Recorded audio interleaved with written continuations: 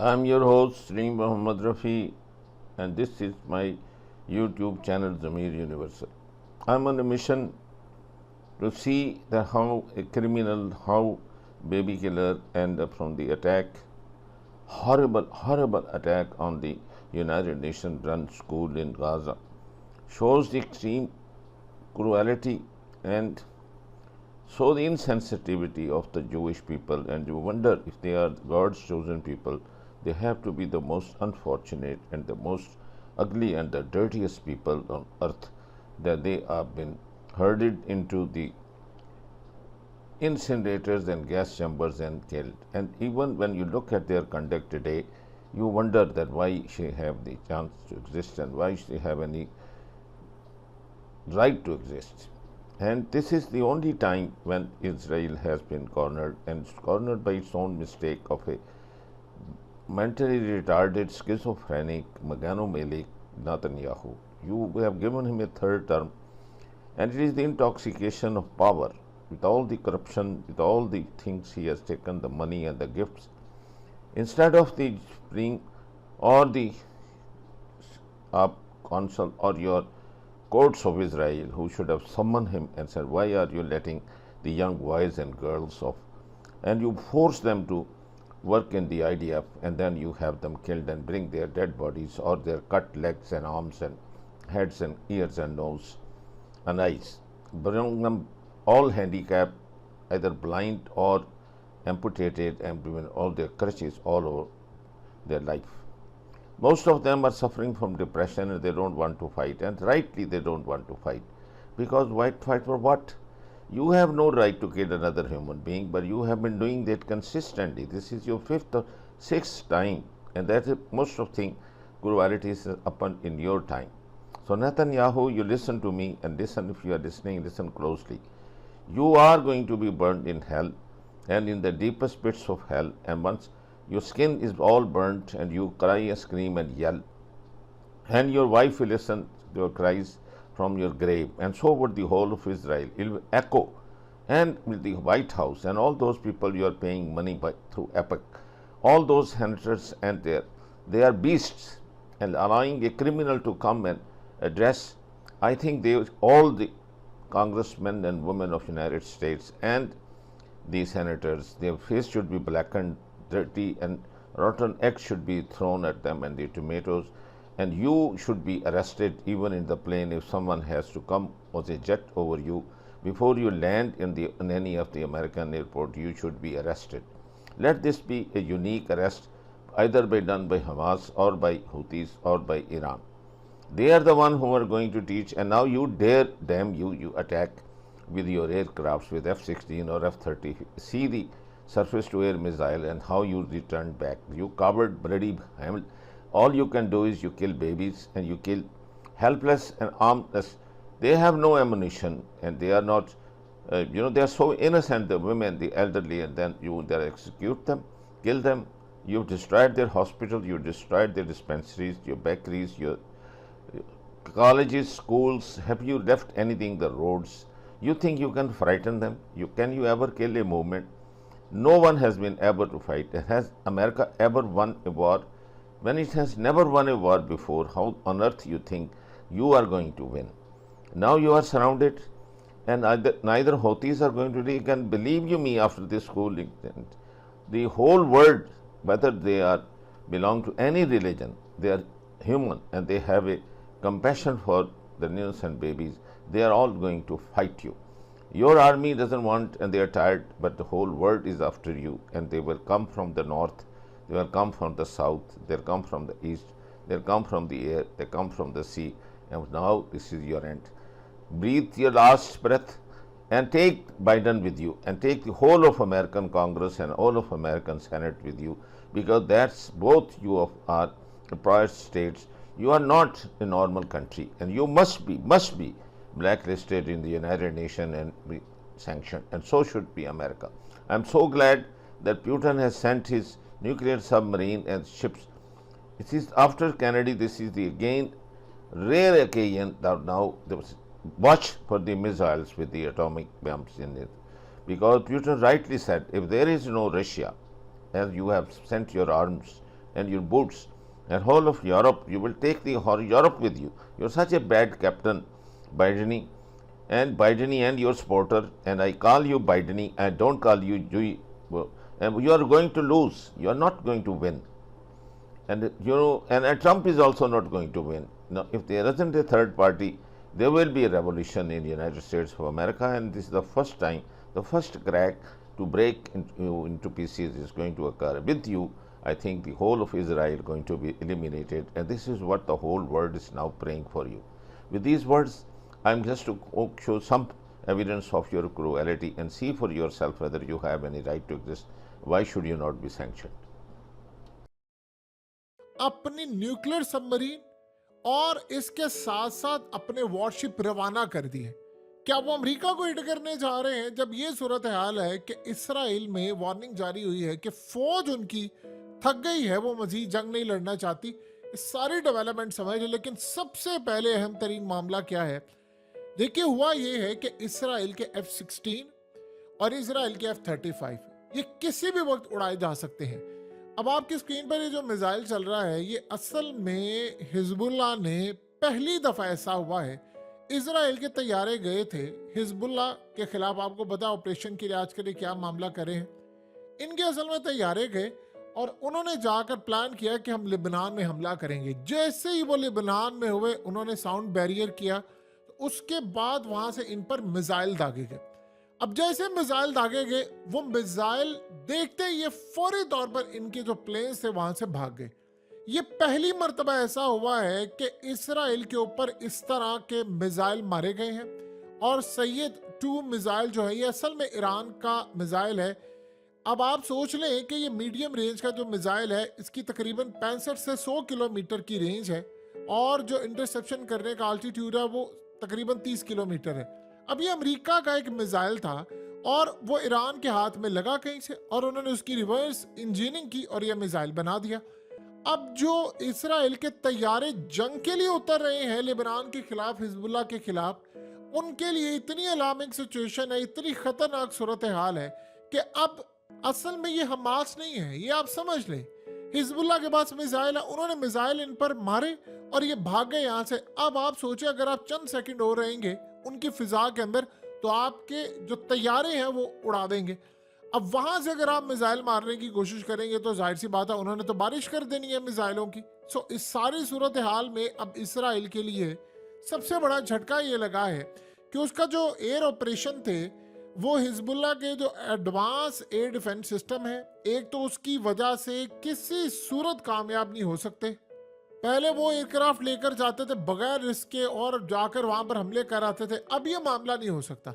अब इस सारी सूरत हाल में उनके लिए बहुत ज्यादा मसला ये पैदा हो गया है कि ईरान उनको असल में टाइम से ये तमाम चीजें प्रोवाइड कर रहा है, और जब वो चीजें प्रोवाइड कर रहे हैं तो साथ उन्होंने अमेरिका को भी धमकी दे दी है कि अगर आप इस जंग में कूदे तो फिर हम भी कूद पड़ेंगे और फिर अमेरिका के खिलाफ ऐलान जंग हो जाएगा और इससे आप इस खत्ते के अंदर रहने के काबिल नहीं रहेंगे।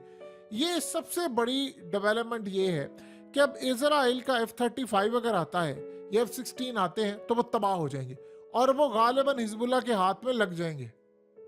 यानी हमने आज से पहले ऐसे मनाजिर कभी देखे ही नहीं थे जो इस दफा ये मनाजिर होते हुए आपको नजर आ रहे। अब ये मामला इतना ज्यादा खतरनाक है कि इसराइल के लिए सबसे बड़ा झटका ये लगा हुआ है कि इसराइल के मीडिया पर एक वार्निंग जारी हुई है और वार्निंग में कहा गया है कि इसराइल की जो फौज है वो अब थक चुकी है और इसराइल बिल्कुल अब, यानी आप ये समझ लीजिए, एज पर आ गया है। वो मजीद अब लड़ाई नहीं कर सकता और उसकी फौज अब मजीद लड़ाई करने के काबिल नहीं है। लिहाजा अगर ये मामला रहता है कि हिजबुल्लाह के साथ एक फ्रेश जंग छिड़ती है तो सबसे बड़ा खतरा ये होगा कि इसराइल ये जंग हार जाएगा और इतनी बुरी तरह हारेगा कि खतरा ये है कि लेबनान के बॉर्डर की साइड से बहुत बड़ी तादाद के अंदर इसराइल का इलाका छीनकर वो लेबनान के पास चला जाएगा। और सबसे बड़ा खतरा ये है, जो वार्निंग जारी हुई है उनकी इंटेलिजेंस एजेंसी की जानिब से, कि जैसे हिजबुल्लाह के साथ लड़ाई होगी तो वो लड़ाई इतनी ज़्यादा ख़तरनाक है, इतनी ज़्यादा ख़तरनाक हो जाएगी कि इराक से, शाम से, हौसियों की जानिब से, यमन से और दुनिया भर से जो फाइटर्स हैं वो तकरीबन 2.5 लाख के करीब दुनिया भर से वो लड़ने के लिए लेबनान पहुंच जाएंगे और वो अपनी जानों की परवाह किए बगैर इस जंग को इसराइल में उतार देंगे और वहां पर जाकर लड़ाई करेंगे। क्योंकि इस दफा जो लड़ाई है वो बड़ी खतरनाक है और लिबनान को इस बात का अंदाजा हो गया हमास के साथ इनकी लड़ाई से कि अगर हमने इनको धकेल दिया पीछे की जानिब तो फिर सूरत हाल बड़ी अजीबो गरीब हो सकती है इसराइल के लिए, क्योंकि इसराइल की फौजें सामने जिनके पास हथियार उनसे लड़ने के काबिल नहीं है। और ये सब तो हमने ऑलरेडी देख लिया है। यानी आप ये देखें कि एक तरफ उनके आयरन डोम की बैटरीज खुलेआम सारी दुनिया के सामने वो बता रहे हैं कि हमने तबाह कर दी है, और ये इसराइल के अंदर तबाही के मनाजिर भी उन्होंने सारी दुनिया के सामने जारी कर दिए हैं। अब उधर से आप ये देखें कि सारी दुनिया की फोर्सेस जब आ जाएंगी, क्योंकि ईरान सारी चीजें अफोर्ड कर सकता है, दो चीजें कभी अफोर्ड नहीं कर सकता। एक वो हिजबुल्लाह की हार अफोर्ड नहीं कर सकता और एक अपने मुल्क पर हमला अफोर्ड नहीं कर सकता। इसके अलावा वो तमाम चीजें तैयार। उधर आप देखिए कि हौसियों की जानिब से उन्होंने जाकर हाइफा पोर्ट के ऊपर जो हमला किया है कल, वो तो बड़ा क्लियरली बता दिया उन्होंने कि वो इसराइल में भी घुसकर हमला करेंगे। और उसके बाद जो उनका नया मिसाइल है जो 2200 से 2500 किलोमीटर की रेंज का है, वो सीधा उन्होंने इसराइल हिट करना है। ये सारी डेवलपमेंट में इसराइल की इंटेलिजेंस एजेंसी और उनकी मीडिया ये कह रहे हैं कि अब सूरत हाल ये है कि इंटरनेशनल सतह के ऊपर भी ना तो हमें कोई सपोर्ट मिल रही है, क्योंकि जो सपोर्ट हिजबुल्लाह के खिलाफ हमें कभी जिंदगी में मिलती थी या कोई मामला था, वो अब बिल्कुल नहीं मिल रही। उसकी सबसे बड़ी वजह ये देखिए हुआ ये था कि मिडिल ईस्ट की कंट्रीज वो पहले हिजबुल्लाह को दहशतगर्द डिक्लेयर कर चुकी हैं, लेकिन मसला ये है कि अब इसराइल का कोई साथ देने के लिए तैयार नहीं। जो गजा में उन्होंने किया, रफा में किया, और इंटरनेशनल सतह पर जो सबसे बड़ा झटका लगने वाला है, वो झटका इतना ज्यादा खतरनाक है, इतना ज्यादा खतरनाक है कि इसराइल के पैरों तले जमीन निकल सकती है। अब अक़वाम मुत्तहिदा ने चूंकि इनको कहा था कि आपने जंग बंद करनी है, लेकिन जंग बंदी के बाद मामला बड़ा खतरनाक हुआ है। इसराइल के ऊपर अब पाबंदी लगाने की, यानी उसको ब्लैकलिस्ट करने की तैयारी हो रही है अक़वाम मुत्तहिदा की जानिब से। इसको पुश कर रहे हैं दुनिया के बड़े ममालिक। चाइना इसको पुश कर रहा है, रूस इसको पुश कर रहा है, और गालिबन अब यूनाइटेड नेशन के पास रास्ता कोई नहीं। उन्होंने इनको कहा था जंग बंदी करें, आईसीजे ने कहा था, आईसीसी ने कहा, इंटरनेशनल कोर्ट से फैसला आ गया, हर जगह से करारदाद भी पास होगी। इन्होंने इसकी यानी आप समझ लें पासदारी नहीं की। अब होगा क्या अगर इसराइल को ब्लैकलिस्ट कर लिया जाता है, क्योंकि इन्होंने वहां पर बड़ों को, मासूम बच्चों और ये तमाम लोगों को मारा है, तो सबसे पहले आप ये समझ लें कि दुनिया का बदतरीन मुल्क इसराइल बन जाएगा। उसकी वजह क्या है?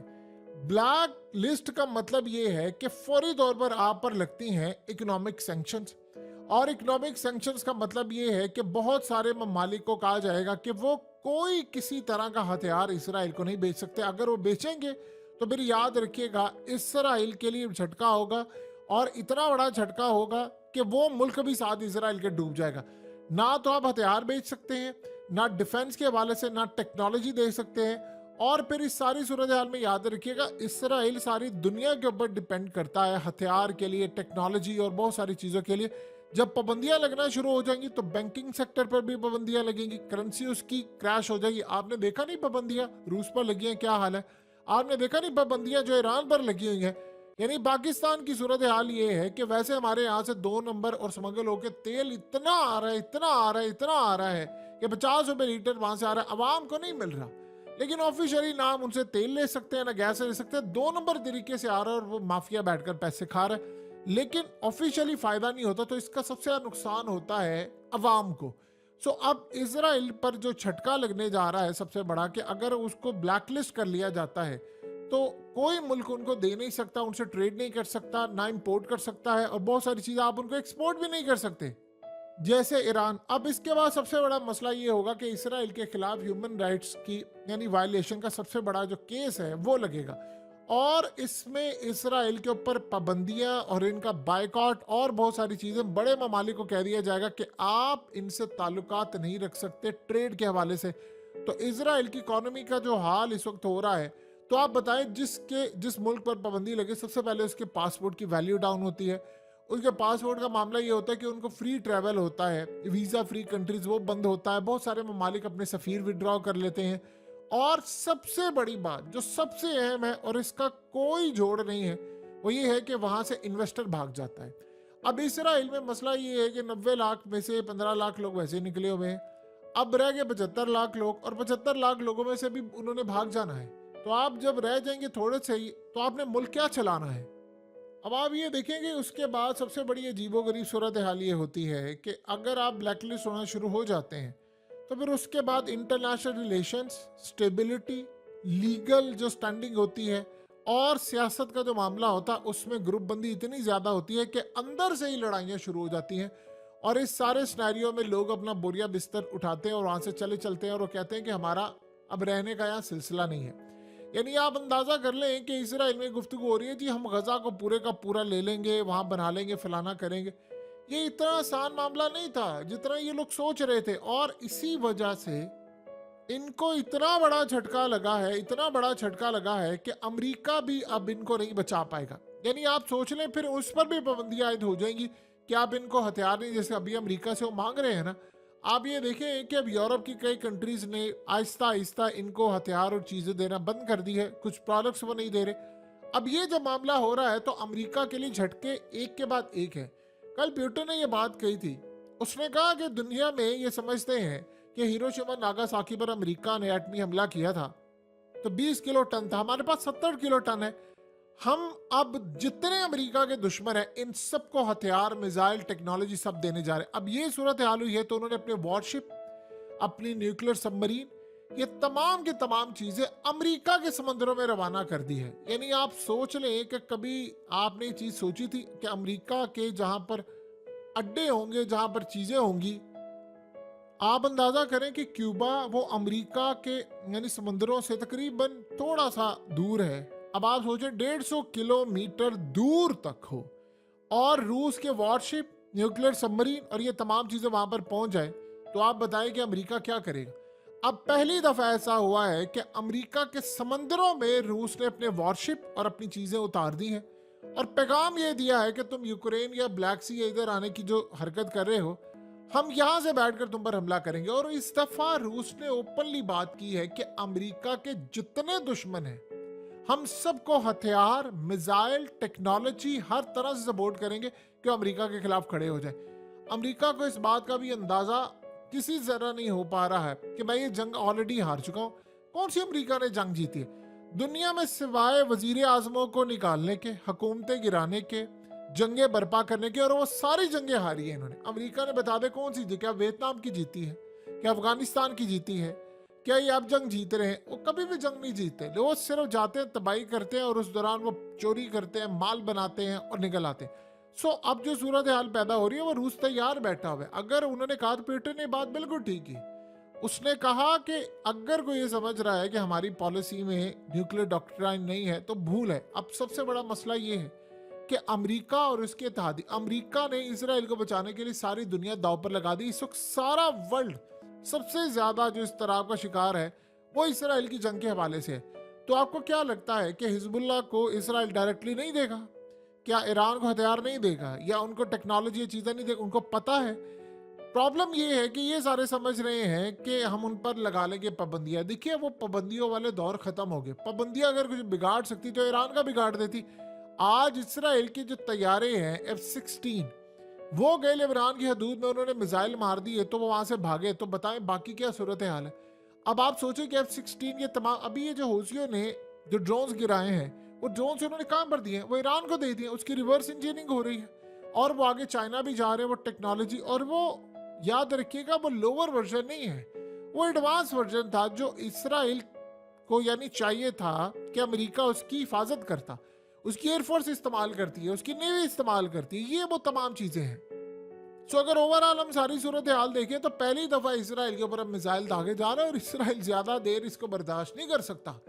अब आप सोचिए अगर थोड़ा सा भी झटका इनको लगता है, ये आगे बढ़कर उन पर हमला करने की कोशिश करते हैं तो इनके F-35 भी गिर सकते हैं, इनके F-16 भी गिर सकते हैं। और सबसे बड़ी बात यह है कि अब इसराइल का डिफेंस सिस्टम वीक हो चुका है, वो काम नहीं कर सकता, ना वो इस सारी सूरत हाल में कोई डेवलपमेंट करने के काबिल है। सो अब सबसे बड़ा मसला ये पैदा हुआ है कि एक जानिब आप ये देखिए कि पूरे के पूरे खित्ते के अंदर डिस्टर्बेंस पैदा हो रही है। इजराइल की फौज के हवाले से उनका मीडिया ये बात खुद कह रहा है, वो कह रहा है कि अब इनकी फौज बहुत थक चुकी है, उन्होंने जिंदगी में कभी इतनी लंबी जंग नहीं लड़ी और वो जंग भी जो या तो जीत रहे हो तो चले समझ आती है। आप पूरी दुनिया की नजरें आप पर है, सारी दुनिया पर पाबंदियां आयद कर रही है। आपके फौजी जो है वो लड़ने के काबिल नहीं है। और असल बात यह है कि पिछले 2 दिन से जो हमले हुए हैं हिजबुल्लाह के, जो खास तौर पर उनकी मिलिट्री बेस पर हमले, उसके बाद सारे फौजी डरे हैं। आप देखें ना कि ड्रोन आ रहे हैं और वो आकर आपके आयरन डोम, आप इस तस्वीर को देखिए जरा, ये इन्होंने जो आयरन डोम तबाह किया है ये उसके बाद की तस्वीर है। आप जरा इसकी हालत देखिए, यानी ये उसके बाद क्या कोई इस काबिल है कि दोबारा इसको रिपेयर किया जा सके या इसको रखा जा सके? ये असल में वो मामला ही नहीं रहा। यानी सोचे कि किस बुरी तरह जाकर ये तबाह हुआ है। सो इसराइल की पोजीशन इस वक्त सबसे ज्यादा वीक है। इस आयरन डोम का अगर ये हाल है तो वहां पर जो चलाने वाले हैं इसको या सपोर्ट करने वाले हैं वो किस हद तक मैनेज कर सकते हैं। और सबसे बड़ी बात है जो उनके भी हालिया मिलिट्री बेस पर हमला हुआ है, सारे फौजी अंदर बैठे हुए थे, ड्रोन आ गया, वो कहते हैं ना सायरन बचा है, ना उसके बाद कोई अलार्म सिस्टम था, ना हमें मैसेजेस आए। फौजियों तक को मैसेज आते हैं और उनको भी इन्फॉर्म किया।